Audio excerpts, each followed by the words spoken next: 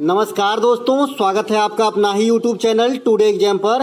दोस्तों, जैसा कि आज है आपका 22 अगस्त 2023 और आज जो है आपका ईपीएफओ एसएससी का एग्जाम था।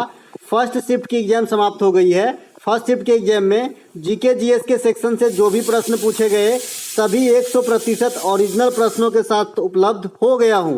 दोस्तों, जैसा कि आप जानते हैं, मैं 100% ओरिजिनल प्रश्नों के साथ साथ fact to fact important extra fact दूंगा जो आने वाले किसी भी एग्जाम में हूबहू दिखेंगे। तो चलिए दोस्तों, शुरू करते हैं आज का ये वीडियो। एक प्रश्न आपसे पूछा गया था, पाथेर भांड लोक नृत्य किस राज्य से संबंधित है? भाई ने एकदम बता दिया था कि ये जो एक तो भांड है और एक आपका पाथेर भांड है। मैंने इसे याद रखने के तरीके कैसे बताए हैं कि भाई 2019 से पहले जम्मू कश्मीर में आए दिन पत्थरबाजी होती रहती थी, पत्थर उठाया उधर फेंक दिया। तो इससे आपको याद रखना था कि भाई जम्मू कश्मीर का पाथेर भांड, खाली भांड कहेगा तो पंजाब। तो दोनों बात ध्यान रखना है भाई आने वाले दिनों के लिए, है ना। भांड खाली पंजाब और पाथर भांड जम्मू कश्मीर। अब नवरेह का फेस्टिवल ये भी जम्मू कश्मीर में होता है। ये जम्मू कश्मीर के नववर्ष है नवरेह। जैसे आप नववर्ष असम के अंदर बिहू मना लेते हो, केरल के अंदर आप बीसू मना लेते हो, है ना। तमिलनाडु के अंदर आप पोतांदू मना लेते हो, है ना। जैसे आपने महाराष्ट्र के अंदर गुड़ी पाड़वा मना लेते हो। तो ये नववर्ष का अलग अलग जगह पे पंजाब हरियाणा में बैसाखी मना लेते हो। उसी प्रकार से नवरेह जो है जम्मू कश्मीर के अंदर मनाए जाने वाली नववर्ष फेस्टिवल है। हिकत डांस ये भी आपका जम्मू कश्मीर से ही संबंधित है। तो ये बात भी आपको ध्यान रखना है, ठीक है भाई। इनके अलावा स्पुतनिक, गस्टर, हिमिस, लोसार ये सब कहाँ मिलेंगे आपको? तो लद्दाख में मिलेंगे। कहाँ मिलेंगे? लद्दाख में मिलेंगे। और ये लोसार और कहाँ पे मिलेंगे? तो हिमाचल प्रदेश और अरुणाचल प्रदेश में भी मिलेंगे। ये त्योहार है बौद्ध धर्म से संबंधित, तो इन्हें भी ध्यान रखेंगे। इनके अलावा कलबेलिया, कठपुतली, घूमर, पनिहारी, गणगौर ये सब राजस्थान के प्रमुख नृत्यों में से हैं, जिनमें कलबेलिया को गुलाबो सपेरा का नृत्य कहा जाता है। इसके अलावा ये जो आपका गणगौर है, इसी फेस्टिवल के अवसर पर ये घूमर डांस होती है। और घूमर डांस सबसे पहले भील समुदाय के महिलाओं के द्वारा स्टार्ट किया गया था। वर्तमान में ये राजस्थान का जो है एक फेमस लोक नृत्य है, ठीक है भाई। इनके अलावा रजत क्रांति आपसे पूछ लिया गया है। रजत क्रांति का संबंध अंडा उत्पादन से आप सभी जानते हैं। संडे हो या मंडे रोज खाओ अंडे, बच्चे लोग बोलते हैं, सब मैं नहीं बोलता हूँ। गोल्डन फाइबर जूट को कहा जाता है, क्योंकि मेरा मानना है कि आप शाकाहारी रह के भी तंदुरुस्त रह सकते हो। जैसे हमने कभी कुछ नहीं खाया, फिर भी ठीक है भगवान की दया से। इनके अलावा लाल क्रांति टमाटर और मीट से संबंधित है, तो इन्हें भी ध्यान रखेंगे। इनके अलावा जो है आपका हरित क्रांति, हरित क्रांति जो है ये सबसे ज्यादा इफेक्ट डालने वाला जो है आपका क्रांति है ना। हरित क्रांति जो है किसी एक पार्टिकुलर चीज पे लागू नहीं होता है। इनमें अगर बात आए कि ये किस पे लागू होता है, तो आपको खाद्यान्नों पर। खाद्यान्न क्या होता है भाई? जो खाने वाली फसल है हमारी, मतलब खाने वाले तो वैसे सभी फसल होते हैं जनरली, लेकिन जो भोजन के रूप में इस्तेमाल करते हैं, मतलब नाश्ता बेरहटिया के रूप में नहीं, मुख्य भोजन के रूप में, जैसे गेहूं, चावल। तो हरित क्रांति सबसे अधिक आपका गेहूं पर असर डाला था। और हरित क्रांति इंडिया में सबसे पहले 1967 में पंजाब में आया था। और इंडिया में लाने का श्रेय है ना MS स्वामीनाथन साहब को दिया जाता है, ध्यान रखेंगे। विश्व स्तर पे हरित क्रांति के जनक डॉक्टर नॉर्मन बोरलेज है। उसी प्रकार से कल आपके इसी एग्जाम में श्वेत क्रांति पूछा गया था। श्वेत क्रांति को ऑपरेशन जो है ऑपरेशन फ्लड बोला जाता है। फ्लड मतलब बाढ़ होता है भाई, तो है ना। तो दुग्ध उत्पादन से संबंधित है। बर्गिज कुरियन जो है श्वेत क्रांति के सूत्रधार थे, तो ये बात भी ध्यान रखेंगे। इनके अलावा राज तरंगनी के लेखक पूछे, बताइए कोई क्वेश्चन है जी? राज तरंगनी के लेखक पूछ रहे हो।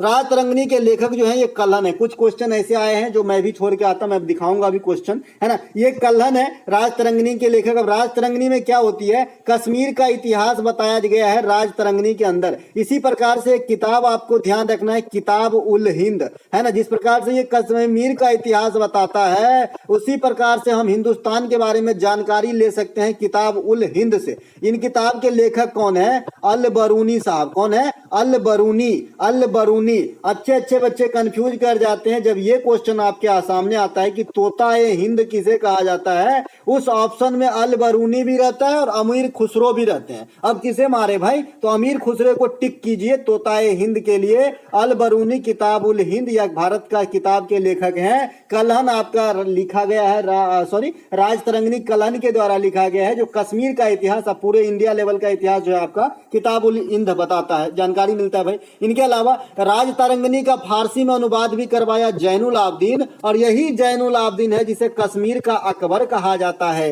ना भाई। मुद्रा राक्षस के लेखक कौन है? विशाखा दत्त है। नेचुरल हिस्ट्री एक किताब का नाम है जिसके लेखक प्लिनी है। कौन है? प्लिनी है। तो ये बात भी ध्यान रखेंगे। अभिज्ञान शकुंतलम कालिदास के द्वारा लिखा गया है। कालिदास को भारत में शेक्सपियर कहा जाता है, भारत का शेक्सपियर। इसके अलावा संवाद कौमुदी के लेखक राजा राम मोहन राय हैं। रेहला के लेखक इब्न बतूता हैं। इब्न बतूता कहाँ से आए थे? तो मोरक्को से आए थे, है ना। मोरक्को से मोहम्मद बिन तुगलक के काल में आए थे इब्न बतूता। इनके अलावा इंडिका के लेखक मेगास्थनीज हैं। इंडिका के लेखक जो है मेगास्थनीज, ये चंद्रगुप्त मौर्य के दरबार में आए थे। तो एक से एक बात होगी, बहुत अच्छे बात होगी, आराम से सुनिए, ठीक है भाई, काम आएगी। इसके अलावा एक प्रश्न आपसे पूछा गया है कि जो आपका नोबेल का पुरस्कार है, नोबेल के पुरस्कार हैं, तो इनसे एक क्वेश्चन आया है, लेकिन क्वेश्चन क्लियर नहीं है कि क्वेश्चन क्या आया है। बहरहाल मैंने आपको नोबेल पुरस्कार के ऊपर इतनी डोज तो जरूर दे दिया हूं कि क्वेश्चन चाहे कुछ भी पूछे, आपसे क्वेश्चन छूटेगा नहीं। ना ना ना, आइए बताते हैं कैसे। देखिए, नोबेल पुरस्कार की शुरुआत आपका 1901 ईस्वी में हुआ था, सबसे पहले 5 क्षेत्र में। अब ये किसके नाम पे दिया जाता है? तो अल्फ्रेड नोबेल के नाम पे, अल्फ्रेड नोबेल के नाम पे जो है नोबेल पुरस्कार दिया जाता है। अल्फ्रेड नोबेल के नाम पे ही आवर्त सारणी का एक तत्व का नाम है नोबेलियम। क्या नाम है? नोबेलियम। ये इन्हीं के नाम पे रखा गया है। अल्फ्रेड नोबेल साहब जो है ये डायनामाइट के आविष्कारक थे। ये डायनामाइट क्या होता है? विस्फोटक पदार्थ होता है, ठीक है। तो इनके जो मतलब चैरिटी है, जो इनके द्वारा धन एकत्रित है, उसी धन से ये पुरस्कार की संस्था जो है चलाई जाती है। आफ्टर मतलब ये तो अब डेथ हो गया, अब तो जिंदे नहीं है ना। और ये नोबेल पुरस्कार की शुरुआत कब होती है? तो आपका 10 दिसंबर को प्रतिवर्ष होती है। उस दिन नोबेल साहब की मृत्यु हुई थी। तो जब चालू हुआ था 1901 ईस्वी में, तो उस समय 5 क्षेत्रों में। फिर क्या हुआ 1968 में, है ना, स्वीडन के सेंट्रल बैंक, अब सेंट्रल बैंक कहने का मतलब है कि वहां का जो केंद्रीय बैंक है, राइट, है ना, इन्होंने एक प्लान करा कि क्यों ना इको के अंदर भी नोबेल पुरस्कार दिया जाए। तब से लेके पहला पुरस्कार जो है 1969 के अंदर इको में भी बटा, है ना। तो अब जो है नोबेल पुरस्कार 5+1 6 क्षेत्रों में दिया जाता है। अब इस पुरस्कार में थोड़ा सा क्लू है ना। अगर आपको कहे कि भाई 5 सेक्टर में पुरस्कार कहां से आता है, तो आप कहोगे कि नॉर्वे के स्वीडन के सरकार के द्वारा आता है, ठीक है।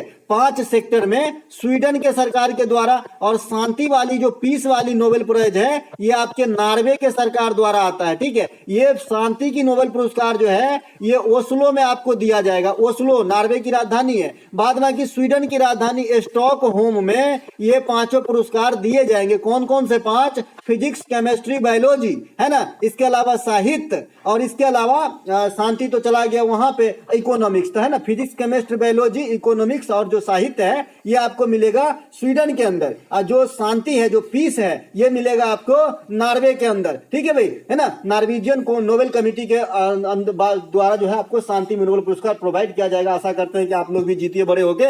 इनके अलावा भैया जो आपका ये 2022 के नोबेल लॉरिएट हैं, आपके सामने दिख रहा है। फिजिक्स में 3 आदमी, ये नहीं पूछा गया होगा। केमिस्ट्री में 3 आदमी, ये भी नहीं पूछा गया होगा। इकोनॉमिक्स में 3 आदमी, ये भी नहीं पूछा गया होगा। 100% वाली बात बोलता हूँ भाई, बहुत दिन बिताए हमने, अब तो बूढ़े बाल पाक गए मेरे, है ना। अगर ये तीनों पूछते हैं ना, तो क्या होता है कि एक ऑप्शन ही होता है कि इनमें से सभी को, इनमें से सभी को, तो काफी इजी हो जाता है बच्चे के लिए, इसीलिए ये नहीं पूछता है, ठीक है। अब देखिए जो अकेला मिला है ना, ये आपको ज्यादा पूछा जाता है, ठीक है। अब अकेले वाला आपके सामने है। एक तो साहित्य में, लिटरेचर में एनी एर्नॉक्स को मिला है, और आपका चिकित्सा में स्वांतो पावो को मिला है। 1000 दिन बताए हैं कि यही दोनों पूछेगा, है ना। अगर शांति में पूछेगा, शांति में भी इसलिए पूछा गया होगा कि ये जो बिलियात्स्की है, इस पे बहुत सारे चार्ज लगा दिए गए हैं, और पिछले वाल के नोबेल के शांति पुरस्कार के विजेता भी है, और चार्ज भी लगा दिया है, तो मामला उल्टा हो गया है, चर्चा का विषय बना है। तो यहां से भी क्वेश्चन आपसे बिलियात्स्की को पूछ लिया गया होगा, शांति वाला, ठीक है। तो शांति वाला एगो बिलियात्स्की को मिला,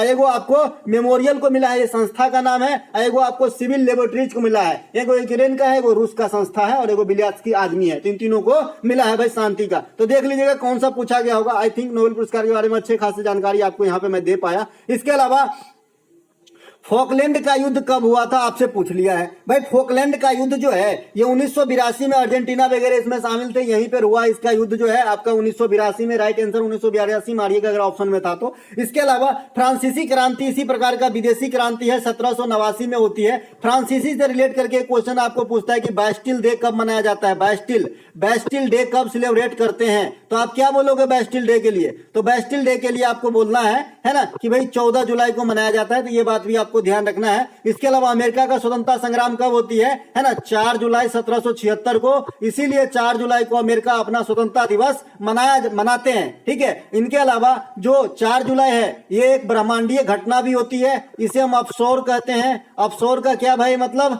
तो उस दिन जो है पृथ्वी के रिलेशन में सूर्य अधिकांश दूरी पे होती है, तो इसे हम अपसौर कहते हैं। और जिस दिन कम दूरी पे रहते हैं, ये घटना 3 जनवरी को होती है, तो इसे उपसौर कहते हैं। तो 4 जुलाई को अपसौर याद रखिएगा, काफी बार एग्जाम में आता है भाई, है ना। और 3 जनवरी को जो है ये उपसौर होता है। उपसौर का मतलब सूर्य और जो पृथ्वी है नजदीक की, मतलब के बीच की दूरी कम से कम होगा। ठीक है, इनके अलावा प्रथम विश्व युद्ध 1914 से कब तक चला था, ये क्वेश्चन काफी इंपोर्टेंट रहती है। तो 1914 से 1918 और दूसरी विश्व युद्ध 1939 से 1945 तक चला था। अगर आपको कहे कि द्वितीय विश्व युद्ध का गिफ्ट क्या है, तो आप कहोगे यूएनओ जो है संयुक्त राष्ट्र संघ, ये द्वितीय विश्व युद्ध की देन है, गिफ्ट है भाई, है ना, जो पूरे वर्ल्ड पे जो है एक तरीके से संरक्षक है पूरे वर्ल्ड का, है ना। इनके अलावा राष्ट्र संघ की स्थापना कब हुआ, ये तो संयुक्त राष्ट्र संघ है यूएनओ, एक सिर्फ राष्ट्र संघ था। तो राष्ट्र संघ की स्थापना 1920 में हुआ था, प्रथम विश्व युद्ध के उपरांत। ठीक है, तो सभी बात ध्यान रखेंगे। इनके अलावा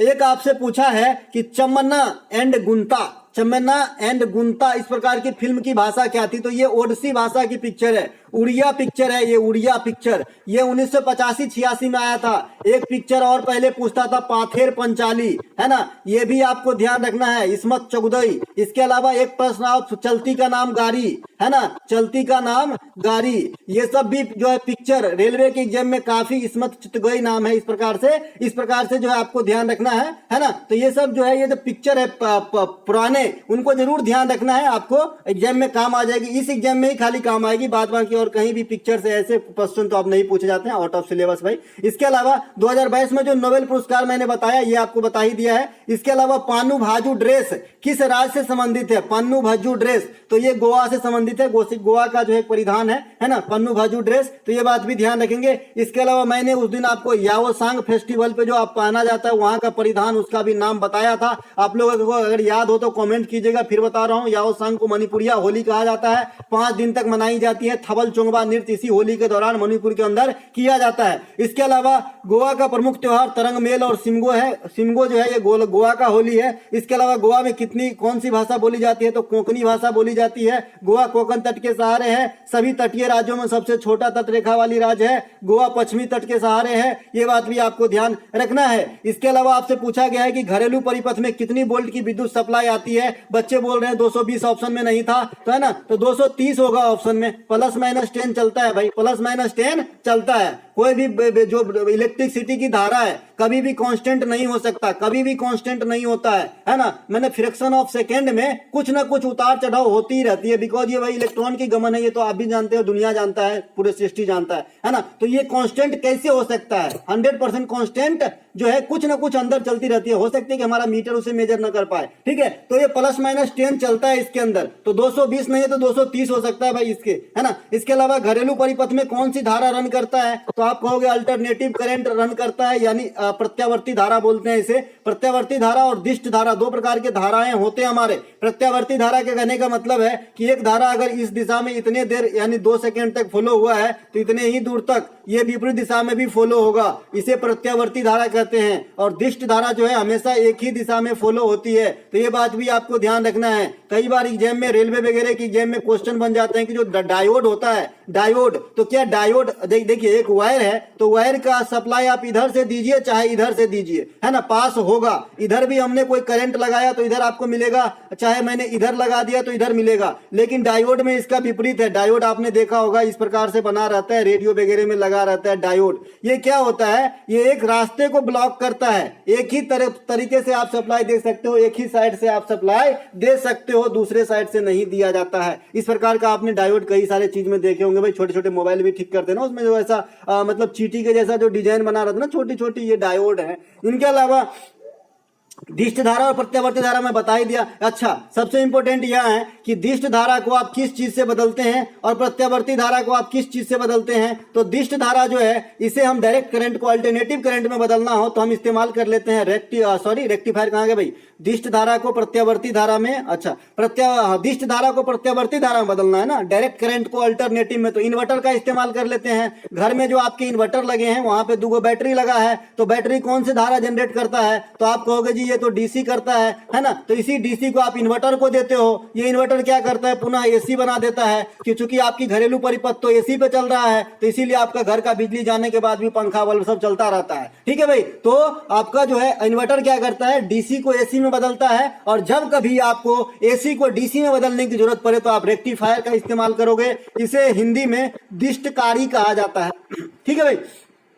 इसके अलावा अगला प्रश्न पूछा गया, साहित्य अकादमी पुरस्कार 2022 पंजाबी भाषा के लिए किसे मिला है, तो सुखजीत को मिला है। कल हमने साहित्य अकादमी पुरस्कार पे काफी लंबा थीसिस दे दिया था भाई। आशा करते हैं कि आपको यहाँ से कुछ ना कुछ फायदा जरूर हुआ होगा। साहित्य अकादमी पुरस्कार 24 भाषा में दिया जाता है। ये 24 भाषा कौन से हैं, तो 22 तो हमारा संवैधानिक भाषा है, प्लस इंग्लिश है और प्लस आपका राजस्थानी है। तो ये वो 24 भाषा है जिसमें आपको साहित्य अकादमी पुरस्कार मिलेगा। हिंदी के लिए किसे मिला है, अंग्रेजी के लिए किसे मिला है, ये तो आपसे पूछ लिया गया। तो अब जो छोटी छोटी भाषा है इनके बारे में थोड़ा सा क्वेश्चन देख के जाइएगा। क्वेश्चन पूछ रहा है ना। ये पीडीएफ मैं आपको टेलीग्राम पे तो दे ही दूंगा, है ना, और व्हाट्सएप पे भी दे दूंगा। तो देखिए, जो असमिया भाषा में है ये आपका, है ना, असमिया भाषा में जो लेखक है प्रद्युम्न कुमार गोगोई, इनको मिला है। बंगाली में सुमन पतारी, इसको मिला है। बोडो में अलमर मंचू, इसको मिला है। डोगरी में आशु शर्मा, इसको मिला है। इस प्रकार से इंग्लिश में अनुराधा राय को मिला है। तो इस प्रकार से जो है आपको देख लेना है थोड़ा सा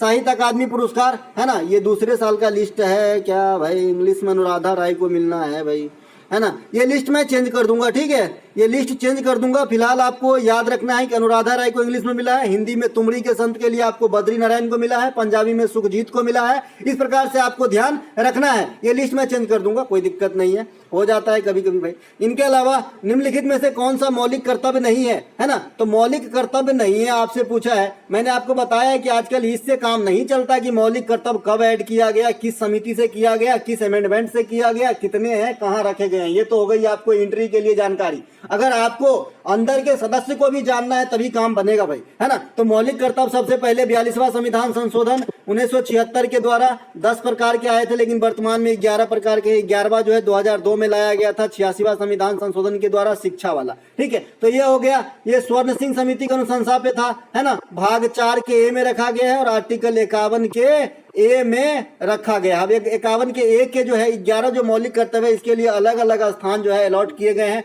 आप यहाँ पे देख सकते हैं 51 के ए में भारतीय संविधान, राष्ट्रीय ध्वज, राष्ट्रीय गान का पालन करना, है ना। 51 के 1 के बी क्या कहता है कि भाई उस आदर्श वाक्यों को संजोना, जैसे सत्यमेव जयते, कैसे संजो रहे हैं हम, है ना भाई, है ना। इसी प्रकार से जो हमारे देश हित की आदर्श वाक्य है जिन्होंने हमें इस प्रकार की भावना देने के लिए प्रेरित किया, है ना, उसको हमको पालन करना है या फिर संजो के रखना है, आदर करना है। भारत की संप्रभुता, अखंडता और एकता, इनको बचा के रखना है, इनकी रक्षा करना है। 51(1) के सी में कहा जाता है। 51(1) के डी में कहा जाता है कि अगर देश सेवा में जरूरत पड़े तो देश सेवा देने के लिए हम तैयार रहेंगे। इसके अलावा 51 के 1 के ई में कहा जाता है ना, कि भाईचारे की भावना रखना, महिलाओं के प्रति आदरपूर्ण व्यवहार रखना, ये सब आपको कहाँ कहा जाता है, 51 के 1 के ई में कहा जाता है। 51 के 1 के एफ में क्या कहा जाता है कि जो हमारी मिलीजुली संस्कृति है, एक विरासत स्वरूप है, इसकी रक्षा करना, इसे बनाए रखना। इनके अलावा 51 के 1 के जी में क्या कहा जाता है कि जो वन्य जीव वगैरह हैं यानी पर्यावरण की संरक्षण वगैरह हैं, इनकी रक्षा करना,